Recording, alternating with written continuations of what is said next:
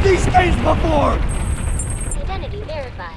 If you're like me, you probably finished Squid Game and can't release yourself from that cliffhanger. On this video, I'll be discussing my thoughts on the second season of Squid Game. Keep in mind, I may mispronounce some character's name. The story continues where the first season left off with a red-haired Gi-hun leaving the airport because he decided that he couldn't meet with his daughter Hae-hun in America and live a peaceful life there just yet. The scene is similar to when Gi-hun chose to stay and fight during a labor strike at his former company, Dragon Motors, instead of being there for his ex-wife while she was giving birth to Gaeon. So 3 years flew by and Gi-hun no longer has that embarrassing edgy red hair color. He's back with his natural hair color but with much shorter hair. And I'm honestly glad because he did look stupid with red, which I think would have contradicted the juxtaposition of a serious and gloomy Gi-hun for this new season compared to his goofy and immature character from the previous season, where he was ignorant about the Squid Game. There are some explanations onto why Gi-hun dyed his hair red, like it represents his anger and frustrations or the lives lost in the game. And sure, you can say that, but I think it was a reference to the red pill versus blue pill, which came from the 1999 film The Matrix, where if you choose the red pill, you learn the harsh reality, or if you choose the blue pill, you can stay ignorant but live happily. I think plenty of people were expecting for Gi-hun to join the Squid Game again with this fiery red hair, but that was just a red hair moment, similar to Britney Spears shaving her head in 2007. It was simply a phase to express what he went through after the games. There's no way he was going to keep that look for eternity. Again, it wasn't a good look on him. Let's pretend it never happened. Gi-hun spends 2 years looking for the recruiter who recruited him to join the Squid Games from the first season. Gi-hun uses the money he won from the game to pay off his debt, and also to get the land sharks to locate the recruiter, who is referred to as the Salesman.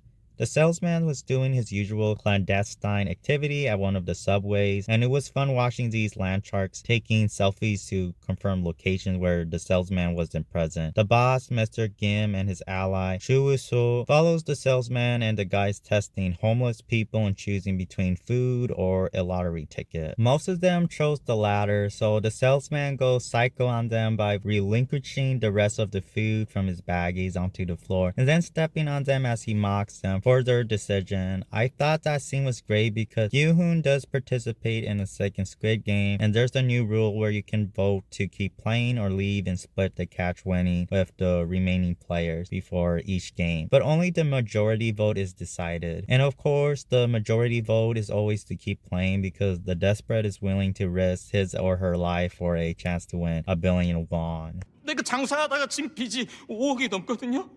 최소한 거기서 절반은 가지고 나가야 내가... I enjoyed the scene where Mr. Kim and Choo-woo-soo had to play Russian roulette with rock, paper, scissors, -1 after getting caught by the Salesman. Mr. Kim chose to sacrifice himself so that Choo-woo-soo may live. When Gi-hun goes back to his base of operations, a love hotel he bought with his winnings, he finds the Salesman waiting for him. They both play a game of Russian roulette without rotating the chamber of the gun. So 5 empty barrels and 1 bullet that they take turns in pulling the trigger on themselves. It's clear Gi-hun isn't scared because he does not flinch or feel intimidation having a gun pointed at him. Rather, Gi-hun is facing the gun up close and personal. As we know, he has already been through hell. The two are taunting each other, the Salesman saying that Gi-hun got lucky and Gi-hun calling the Salesman a dog. They can choose to pull the trigger on the other, but have to admit one thing. 너도 그놈들이랑 같은 쓰레기야. 주인님이 시키는 대로. Neither backs down, but the Salesman refuses to be seen as a dog and pulls the trigger on himself.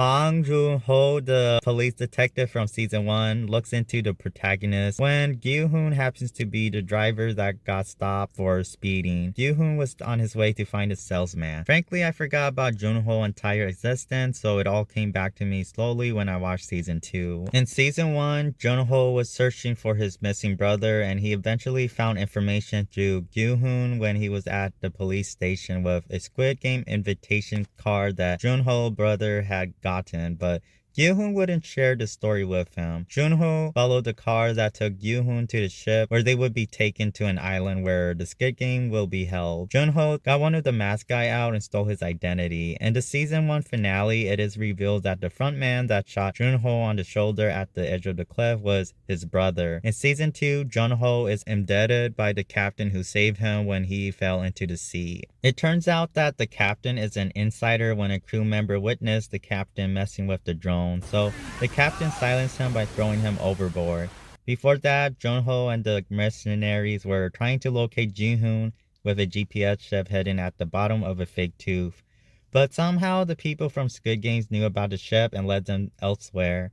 So it was clear that there was a traitor among the crew. Jun-ho, being his brother, the front man, does not wish to eliminate his brother, so he had the captain keep an eye on him. It's weird that Jun-ho doesn't reveal to Gi-hun that his brother is the front man, but I suppose he has his reasons to keep it secret. I think the logical reason being that Jun-ho wants to gain the trust of Gi-hun and be a part of his search team, so revealing that the front man is his brother may destroy the trust if Jun-ho were to hypothetically side with his brother. There are many new faces. One of the new characters is a female fugitive from North Korea named No-eul, working as guard 11. No-eul seems cool so far. Her story begins with her working as a bunny mascot for an amusement park and having to live and sleep inside her car. Before this, No-eul was a soldier for North Korea, but she took the life of her superior, leaving behind her baby in order to escape, so her goal is to reunite with her child. No-eul receives one of those invitation card for Squid Game, but lucky for her, she doesn't participate as a player but as one of the guards. The truth is that she wasn't lucky, but she was selected because of 3 reasons I found from season 2. One is that her working as a bunny mascot meant she was already used to having to wear a mask for a long period of time, so she has the experience to wear a guard's mask. I believe one of the rules for the guards is that you are not allowed to take off your mask, else you get shot. The second reason is that she was a soldier, so she has military experience. And lastly, she knows one of the workers there, the mask officer who works under the front man, so that was how she could avoid having to play as a player. No-eul is desperate, so she quits her job and joins the Squid Game. She burns this drawing a little girl with blood cancer made her, as to get rid of any human emotions because she's aware of what will go down inside the Squid Game.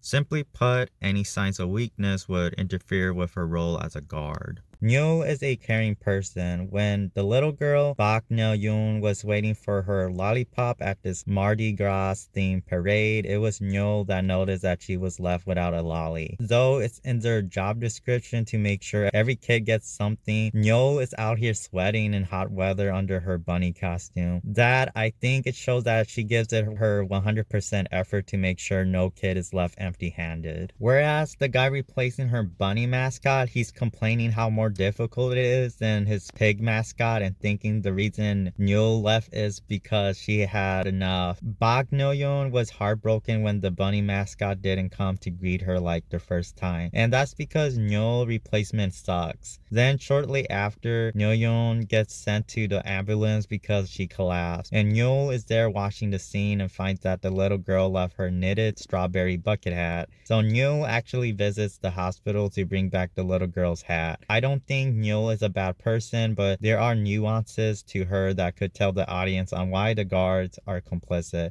They have their reasons. Now inside the games, when a player loses, No-eul does her job and eliminates the target. Some of the guards only leave them half alive, but No-eul takes care of it and puts them out of their misery. The people orchestrating the secret human organ harvest don't like what she's doing. What No-eul is doing is less cruel because the other party that is participating in the harvesting wants the losing players alive, so one cannot imagine the horrifying pain these losing players are going through as they get their organs ripped out of them. The Max officer is a part of this underground human organ harvesting and warns No-eul not to intervene. The new players highlighted in season 2 are Jung-bae as player 390, Gi-hun, longtime friend and former co-worker. Also, Jung-bae was also in season 1. Mong-gi as player 333, this crypto influencer that gave bad advice and made lots of people, including those in the game, lose a lot of their money. Jun-hee as player 222, the ex-girlfriend of Mong-gi who is carrying their baby.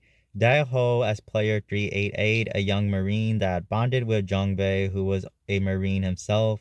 Hyun-ju as player 120, a transgender woman that used to be a sergeant first class rank for the Special Forces. Young-mi as player 95, the first one to befriend Hyun-ju. Thanos as player 230, a famous rapper whose real name is Subong. Nam-gyu as player 124, Thanos' ally after they both related to the money they lost because of player 333 bad advice. Gyum-ja as player 149, and Yong-suk as player 7, the mother and son duo. Simi as player 380, and Min-soo as player 125. Both are just tagging along together. Gyun-soo as player 246, the father of Bak No-eul. Seon-yu as player 44, a shaman that's actually cray-cray. Young-chong as player 100, the one with the most debt of 10 billion won, motivating him to continue playing. Hwang as player 196, another victim who is in debt because of player 333 advice. And lastly, there is, well, technically not new,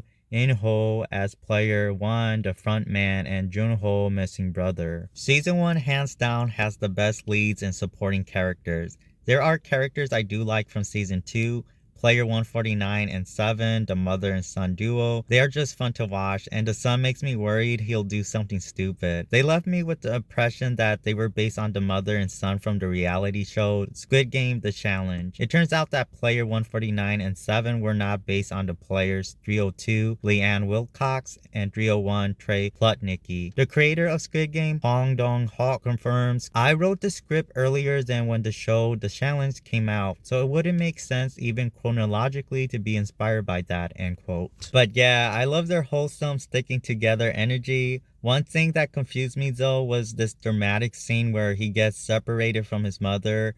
Well, two guys are pulling him away. In the third game, Mingle, where players have to get inside a door with the same number of players on whatever number is called after the music stops.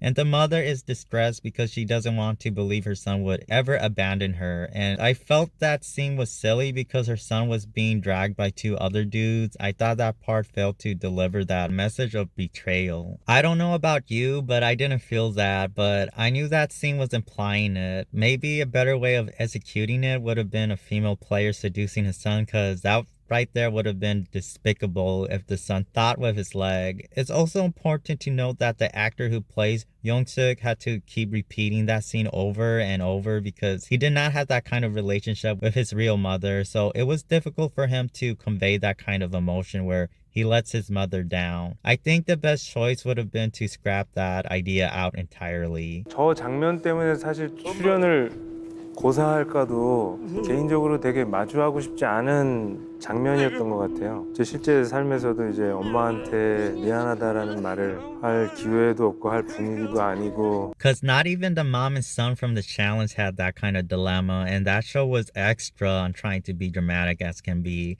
The son may be reckless, but he's still a mama's boy. I also like Hyun-ju the moment she shined in the second game, 6 legs, especially when she slapped player 44 across the face in order for the shaman to focus on the game. The actor that played Hyun-jun is actually not transgender in real life, and I had no idea because I was convinced that Hyun-ju was played by an actual transgender actress. Squid Game initially planned on casting a trans actress, but it was like finding a needle in a haystack. Dong-ho spoke to TV Guide, quote, when we researched in Korea, there are close to no actors that are openly trans, let alone openly gay, because unfortunately in the Korean society, currently the LGBTQ community is rather still marginalized and more neglected, which is heartbreaking, end quote. Bak Sung-hoon that plays Hyun-ju, I think did an excellent job in portraying a trans woman who feels like a man and wants the money to afford gender-affirming surgery so that she could feel more like a woman.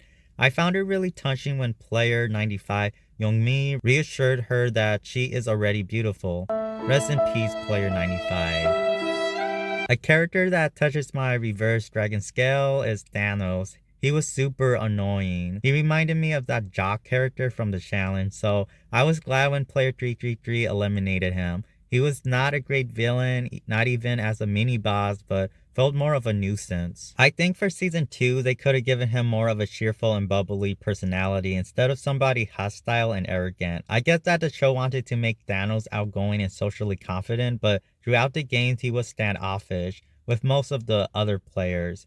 With the pills he takes that are supposed to be some hardcore drugs, he turns into this Dr. Jekyll and Mr. Hyde persona, which the show might have been trying to do, but that doesn't work when he's already a character that gets into trouble or fights whether or not he's high. I understand the drugs help him get his mind off the cruelty of the game and that he probably doesn't want to socialize with many people due to anxiety, but come on, him being a famous rapper, I would think he would have that charisma or riz.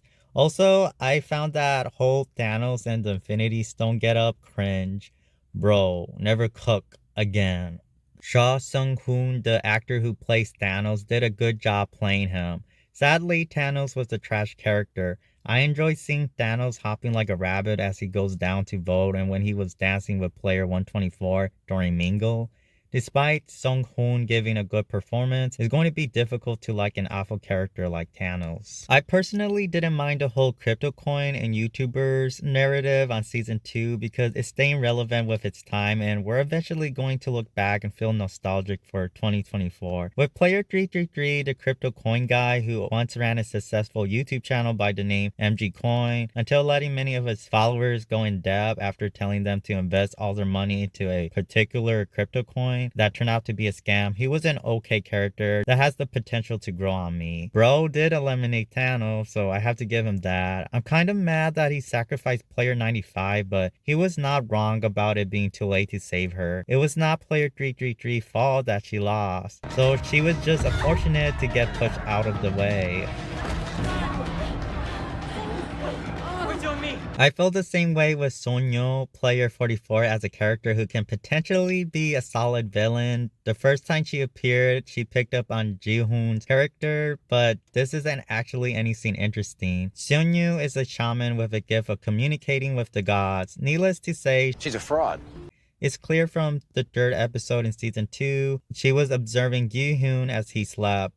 She made the observation that everyone in this room is here because they were desperate enough to participate in something for money. That's why when she approached Gi-hun, it was to prey on him since she was confident of his situation. Like the recruiters of Squid Games, these con artists take advantage of the vulnerable and gullible. But Gi-hun is not that guy anymore to fall for their tricks. I'm a big fan of these cult leader character trope like in the manga Liar Games where the cult leader's followers will do whatever he says. We saw a similar scene after Seon-yoon was betrayed by her teammates Seo Hoong-ju, Kim Yong-mi, Park Yong-soo, and Jung Gun-jung. She survived Mingle with new teammates who have decided to keep playing for the next game because Seon-yoon is out here for revenge on them. Including Kim Yong-mi, that's one person out from her list. I think Sonyo is much more interesting of a character than Thanos can wish to be, and she mirrors Han Min-yu from season 1 in which they are both liars, but obviously they are two different characters. Han Min-yu still continues to be one of the best villains and above the new villains from season 2. Sure, there were a lot of likable characters from season 2, but season 1 didn't rely solely on connecting with a character. Season 1 had a strong casting of characters. Byung-gi, the surgeon, was one of the players from the first season who was getting special treatment because he was helping the people with the mask with their underground human organ harvesting operation. Gong Yo-soo and Ha Min-yu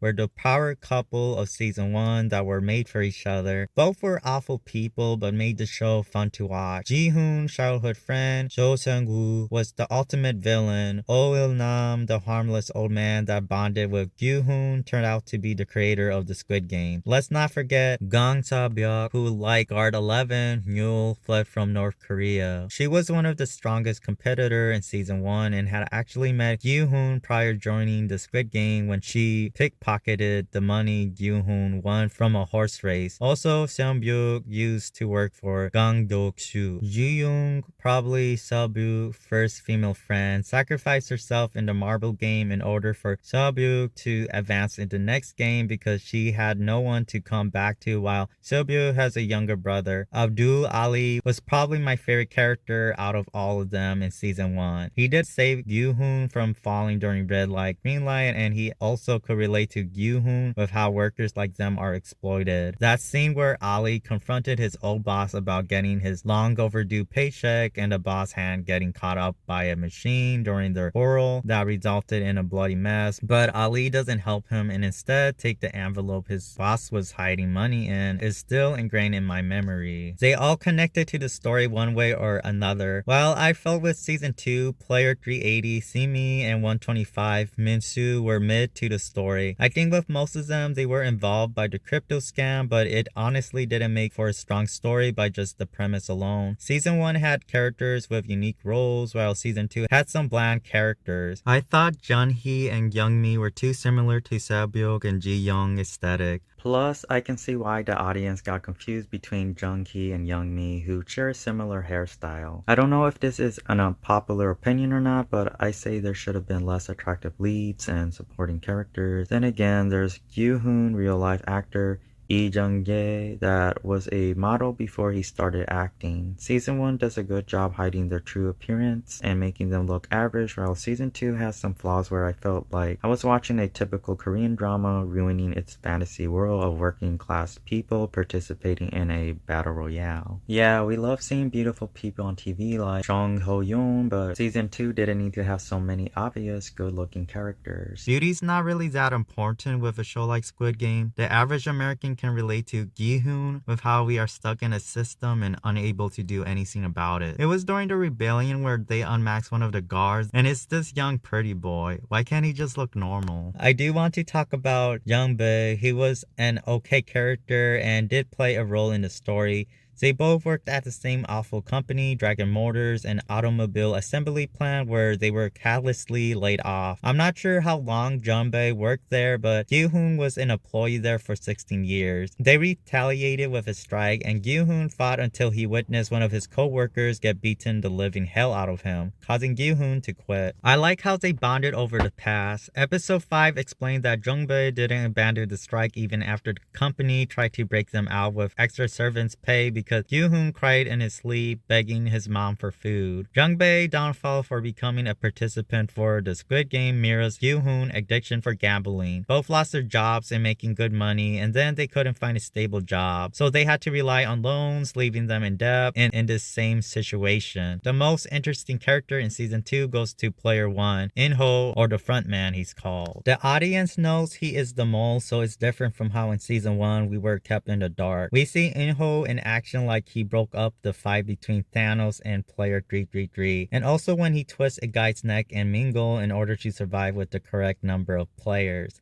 Jung-bae witnessed this, but he is conflicted about telling Gi-hun, maybe because he doesn't want to snitch on him unless he's positive he's a threat to the team. I like how In-ho is always aware of the consequences and on his game, to the point where he finally betrays Gi-hun, the moment we were waiting for, and that resulted in Gi-hun's little rebellion being a flop. In-ho was only playing along until Gi-hun had his fun and to demonstrate that he can't play the hero in the Squid Game. The reason I think Gi-hun didn't get eliminated in the rebellion like the rest, which includes Jun-bae and Gyo-soo, Bak No-eul father, is because he entertains the show and is a special case, which is what Squid Game wants. Take this challenge, for example, where Britain is kept on the show only because he plays the jock stereotype, giving him immunity even though he lost on the Dalgona Cookie Challenge. I feel it was a bad decision that player 246 didn't get any screen time for the audience to get to know him. He had a role in the show that would have made sense to give him more dialogue. I have a strong feeling that the guard that took him out was guard 11 or New. He's probably still alive and going to escape to reunite with his daughter. Player 388 disappointed me for not returning ammo to his squad. Huge L.